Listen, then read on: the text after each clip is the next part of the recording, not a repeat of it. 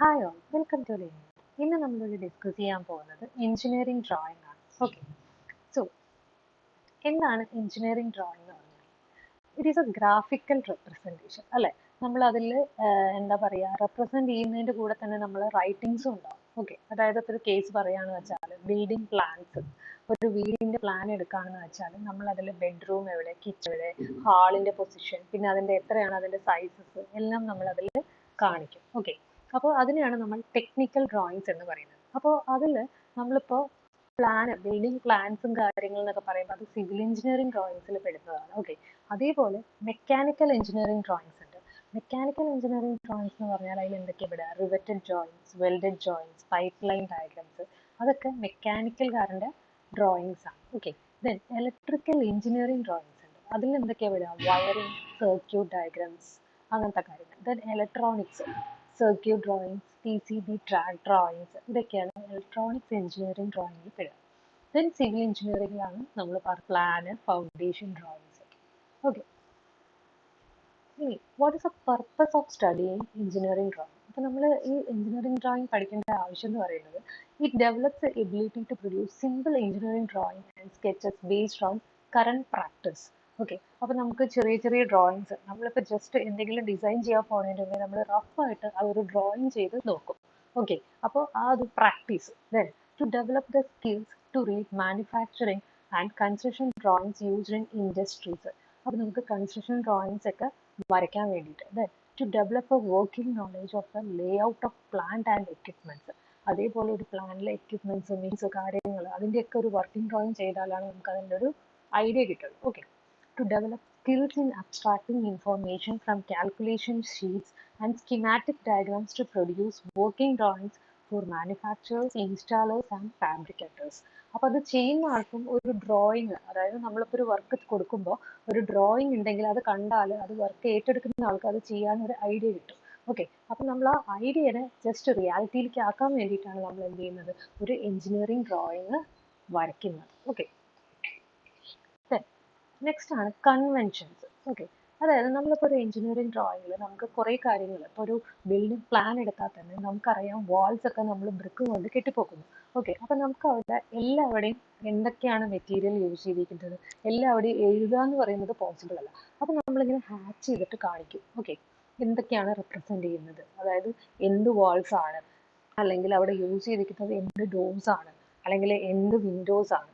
അപ്പോൾ അതിന് കുറച്ച് കൺവെൻഷൻ സിമ്പിൾസ് ഉണ്ട്. അതാണ് ടെൽസിന്റെ കേസിൽ പറയാന്ന് വെച്ചാൽ ഇങ്ങനെയാണ് ഹാച്ചസ് ചെയ്യുന്നത്. ഓക്കെ, ജസ്റ്റ് സിംഗിൾ ലൈൻ ആയിട്ട്. ഓക്കെ, ദെൻ ലെഡ്, സിങ്ക് അങ്ങനത്തെ മെറ്റീരിയൽസ് ഒക്കെ ആണെങ്കിൽ ഡബിൾ ലൈൻ ആയിട്ടായിരിക്കും ഹാച്ച് ചെയ്യുക. ഓക്കെ, അത് റെപ്രസെന്റ് ചെയ്യുക ലെഡ്, സിങ്ക് യൂസ് ചെയ്യുന്ന മെറ്റൽ വെച്ചിട്ട് ഉണ്ടാക്കിയതാണെന്നായിരിക്കും. ഓക്കെ, ദെൻ ഗ്ലാസസ് ആണെങ്കിൽ ജസ്റ്റ് ഇങ്ങനെ ഒരു 3 ലൈൻസ് ആയിട്ട് ഹാച്ച് ചെയ്തിട്ടുണ്ടെങ്കിൽ ആ മെറ്റീരിയൽ, അവിടെ യൂസ് ചെയ്യുന്ന മെറ്റീരിയൽ എന്ന് പറയുന്നത് ഗ്ലാസ് ആയിരിക്കുന്നതാണ് മെയിൻ. ഓക്കെ, അതേപോലെ packing and insulating materials, stoneware ഒക്കെ ആണെങ്കിൽ നമ്മൾ ഇങ്ങനത്തെ ഒരു ടൈപ്പ് സിമ്പിളാണ് കാണിക്കുക.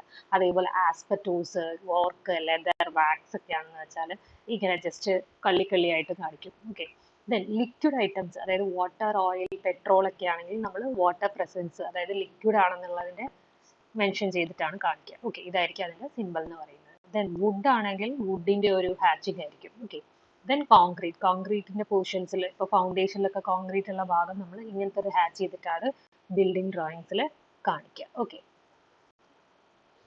ദെൻ നെക്സ്റ്റ് ആണ് നമുക്ക് നോക്കാനുള്ളത് size of drawing sheet. Okay, ഇനി ഡ്രോയിങ് ഷീറ്റ്സ് നമുക്കറിയാം കുറേ ടൈപ്സ്, അതായത് A0, A1, A2, A3, A4, A5 അങ്ങനെ പറയുന്ന നമുക്ക് ഡ്രോയിങ് ഷീറ്റ്സ് അവൈലബിൾ ആണ് അല്ലെ. ഇതാ ഇവിടെ കാണിച്ചിട്ടുണ്ട്. A0 എന്ന് പറയുന്നതാണ് ഏറ്റവും വലിയ sheet size. Okay, A0, A1, A2, A3, A4, A5. Okay, അപ്പോൾ ഇതിന് ഓരോന്നിനും ട്രിംഡ് സൈസും അൺട്രിംഡ് സൈസും ഉണ്ട്. ട്രിംഡ് സൈസ് എന്ന് പറയുന്നത്, അതായത് എല്ലാ സൈഡ്സും എല്ലാം ട്രിം ചെയ്തിട്ടുള്ള സൈസ് എന്ന് പറയുന്നത്, A0യുടെ സൈസ് എന്ന് പറയുന്നത് 841/1189 ആണ്.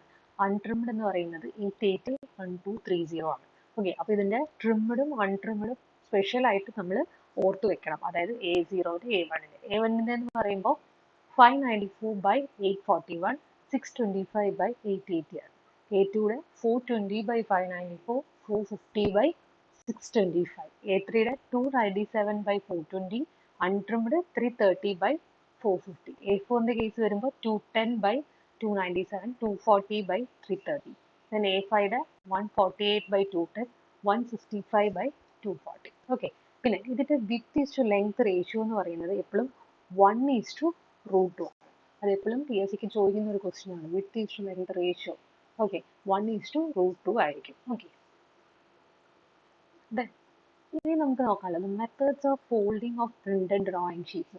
ഇപ്പം നമ്മൾ ഡ്രോയിങ് ഷീറ്റിന്റെ സൈസസ് പഠിച്ചു, A0, A1, A2, A3, A4 ഒക്കെ അല്ലെ. അപ്പോൾ നമുക്കറിയാം നമ്മൾ എപ്പോഴും അസൈൻമെന്റ്സും കാര്യങ്ങളും അങ്ങനെയൊക്കെ നമ്മൾ യൂസ് ചെയ്യുന്നത് A4 ഷീറ്റാണ് അല്ലെ.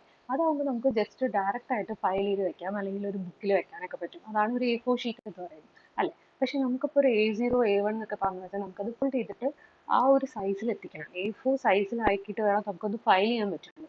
ഓക്കെ, അപ്പോൾ അത് ഫോൾഡ് ചെയ്യാൻ വേണ്ടിയിട്ടുള്ള മെത്തേഡാണ്. It is required to fold the drawing such that they should not get damaged.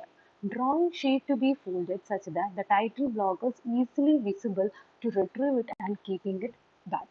എപ്പോഴും നമ്മൾ ഫോൾഡ് ചെയ്യുമ്പോൾ ആ ടൈറ്റിൽ ബ്ലോക്ക് എന്ന് പറഞ്ഞാൽ നമ്മൾ ഡ്രോയിങ് ഷീറ്റിൽ ഏറ്റവും ബോട്ടത്തിൽ നമ്മൾ റെപ്രസെന്റ് ചെയ്യുന്ന എന്ത് ഡ്രോയിങ് ആണ്, എത്ര സ്കെയിലാണ് വരച്ചിരിക്കുന്നത്, അങ്ങനെ മെൻഷൻ ചെയ്യുന്നുണ്ട്. അത് നമ്മൾ ഡീറ്റെയിൽ ആയിട്ട് ഇനി പഠിക്കുന്നുണ്ട് നെക്സ്റ്റ് ക്ലാസ്സിൽ. ഓക്കെ, അത് കാണുന്ന പോലെ വേണം നമ്മൾ ഫോൾഡ് ചെയ്യാൻ വേണ്ടിയിട്ട്. ഓക്കെ, അപ്പോൾ ഈ method of folding printed drawing sheet ഇത് റെക്കമെൻഡ് ചെയ്യുന്ന സ്പെഷ്യൽ കോഡ് എന്ന് പറയുന്നത് SP46/2003 ആണ്. Okay,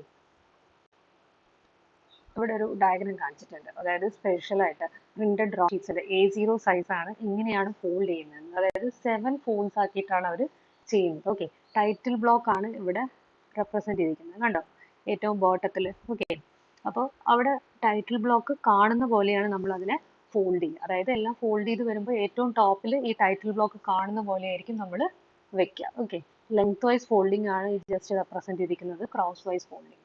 okay, thank U.